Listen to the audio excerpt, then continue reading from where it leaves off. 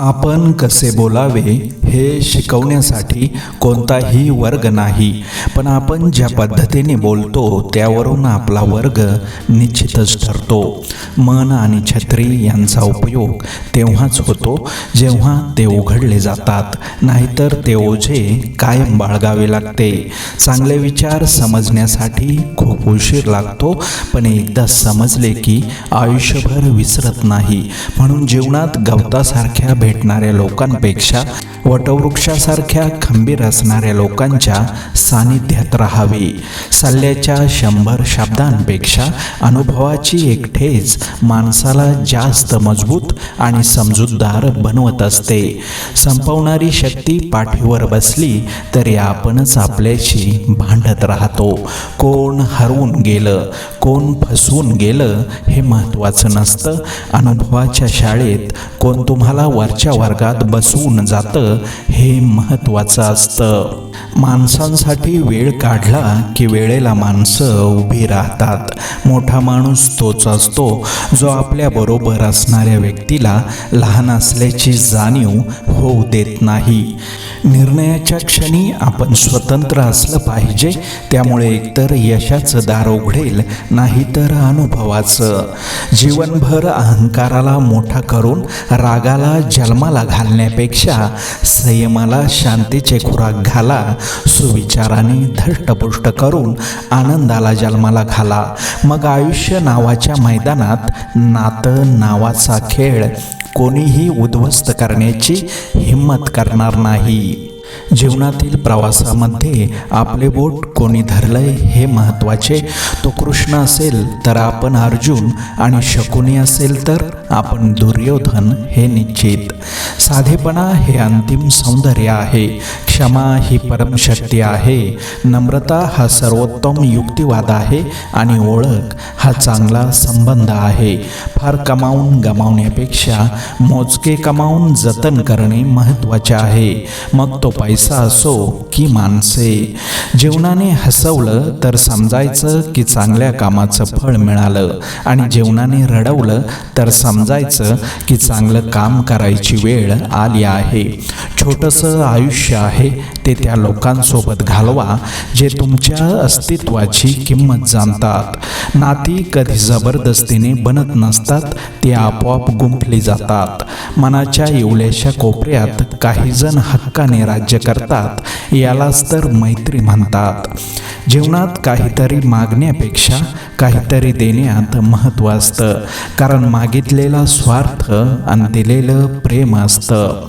घोडा कितीही पळाला तरी त्याच्या नशिबी चाबूक असतोच. झाडाने कितीही चांगली गोड फळे दिली तरी त्याच्या नशिबी दगड असतोच. तसेच आपण कितीही चांगले वागलो तरीही आपल्या नशिबी लोकांची टीका टिप्पणी असतेच. जेव्हा आपण कोणावर शंका न करता विश्वास ठेवतो तेव्हा आपल्याला 2 पैकी 1 फळ मिळते. एकतर आयुष्यभरासाठी एक व्यक्ती किंवा आयुष्यभरासाठी एक चांगला धडा. जीवनात समाधान मिळवण्याचा प्रयत्न करा, कारण गरजा ह्या कधीच पूर्ण होणाऱ्या नसतात. त्या भावना खरंच खूप मौल्यवान असतात, ज्या कधीही व्यक्त होत नसतात.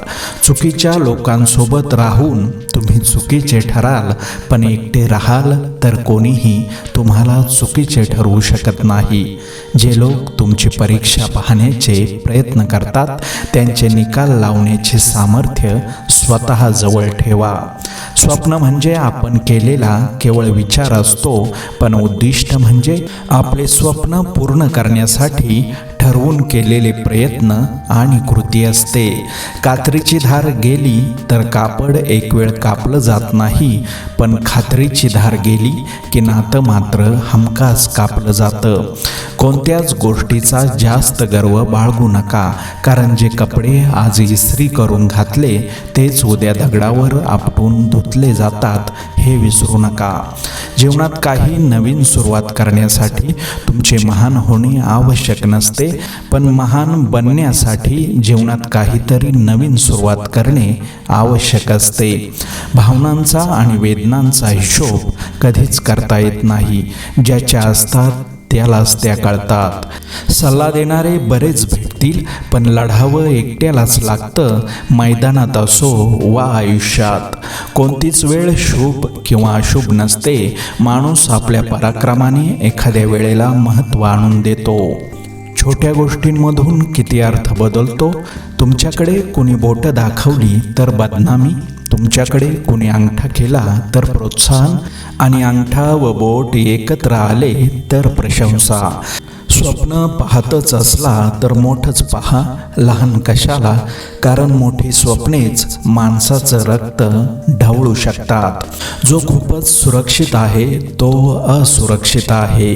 आपण महान गोष्टी करू शकत नाही तर महान मार्गांमध्ये लहान गोष्टी करा. यशाकडे नेणारा सर्वात जवळचा मार्ग अजून तयार व्हायचा आहे. आयुष्य ही एक अशी ट्रेन आहे जी जन्मापासून मृत्यूपर्यंत सुखदुःखाच्या फलाटांवर थांबते आणि आपल्याला अनुभवाचं तिकीट घेण्यासाठी प्रत्येक स्टेशनवर उतरायला भाग पाडते. प्रत्येक नात्याचं स्ट्रगल वेगळं असतं. तुम्हाला तुमच्या नात्याचं वेगळेपण शोधता आणि जपता यायला हवं. कर्ज फेडता येतं, पण उपकाराची परतफेड कधीच करता येत नाही. जीवनात पैशाला ठराविक रेषेपर्यंतच स्थान आहे.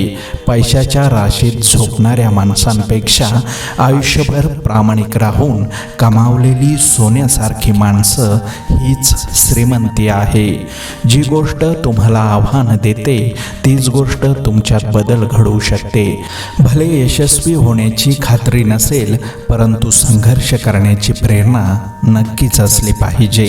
आयुष्यात कोण कसं वागलं हे लक्षात ठेवण्यापेक्षा त्यातून तुम्ही काय शिकलात आणि पुढे काय करावं लागेल हे डोक्यात ठेवा. कोणी आपल्यावर थोडेसे उपकार केले तर आपण त्याच्यावर ढीगभर परोपकार करण्याची तयारी ठेवा. आपली संस्कृती वाटून खाण्याची आहे, ओरबाडून घेण्याची नाही. सावली देणारे कधीच परतफेडीची अपेक्षा करत नाहीत, मग ते वृक्ष असो की आई वडील. जबाबदाऱ्यांचं कोणतंही वय नसतं. कोण लहानपणापासून पार पाडतो तर कोणी 50 ओलांडूनही टाळतो. जो पाण्याने आंघोळ करेल तो फक्त पोशाख बदलू शकतो, पण जो घामाने आंघोळ करेल तो इतिहास बदलू शकतो. जहाज वाटेल त्या दिशेला जाऊ लागले तरी होकायंत्राचा काटा उत्तर दिशेलाच असतो. त्यामुळे जहाजाची दिशाभूल होत नाही. तसेच माणसाचे मन एकदा पक्के ईश्वराकडे लागले की मग त्याला कसलेच भय राहणार नाही. परिसाच्या स्पर्शाने लोखंडाचे एकदा सोने झाले की मग ते मातीत पुरून ठेवले किंवा उकुरड्यावर फेकून दिले तरी सोनेच राहते. तसे ज्याला सच्चिदानंदाचा लाभ झाला आहे तो संसारात राहो की जंगलात राहो, दोष त्याला स्पर्शू शकत नाही. टाकून दिल्यानंतर नवीन आयुष्याची सुरुवात त्याच ठिकाणावरून थाटात करतो तोच खरा योद्धा.